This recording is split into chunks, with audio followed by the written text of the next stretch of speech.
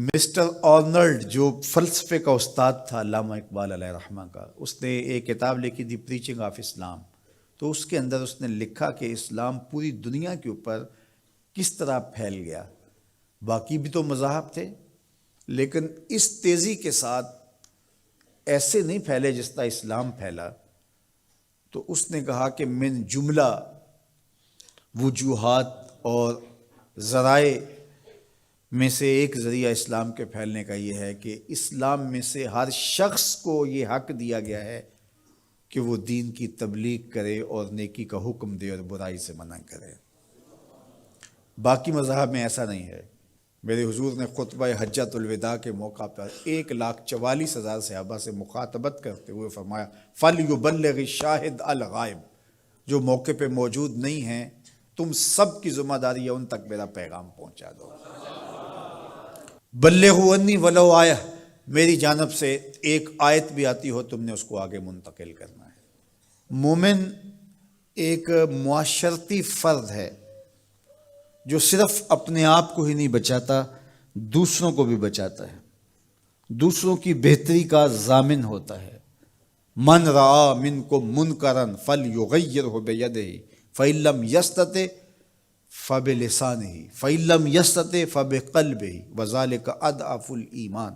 فرمایا تم میں سے اگر کوئی شخص برائی ہوتے دیکھے تو ہاتھ سے منع کرے، اور اگر ہاتھ سے منع نہیں کر سکتا تو زبان سے روکے، اگر زبان سے بھی نہیں روک سکتا تو دل سے برا جانے.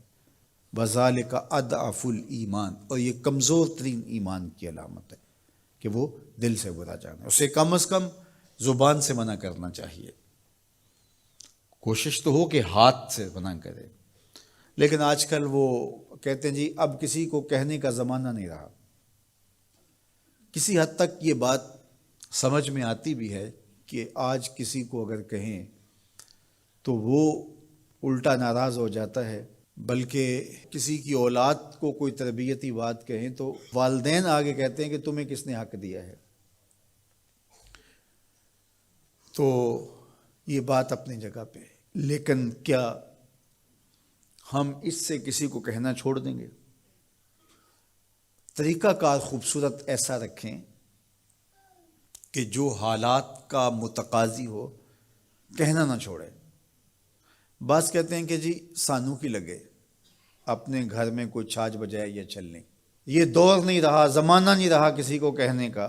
اگر اس فلسفے کو تسلیم کر لیا جائے اور یہ طے کر لیا جائے کہ ٹھیک ہے، تو پھر برائی سے منع کون کرے گا اور نیکی کا حکم کون دے گا؟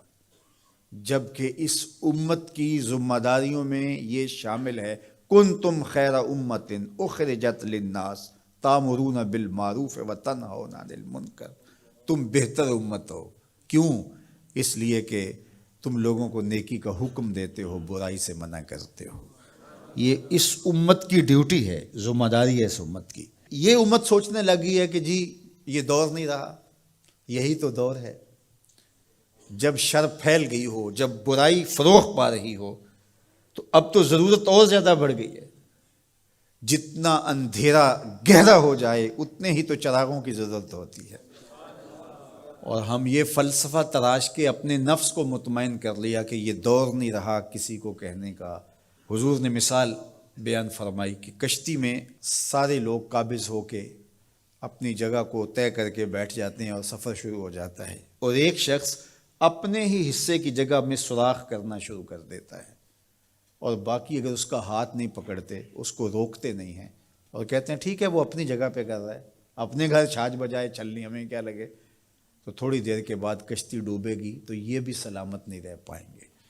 اور اگر اس کا ہاتھ پکڑ لیتے ہیں تو وہ بھی بچے گا اور یہ بھی ڈوبنے سے محفوظ رہیں گے. جب برائی پنپتی ہے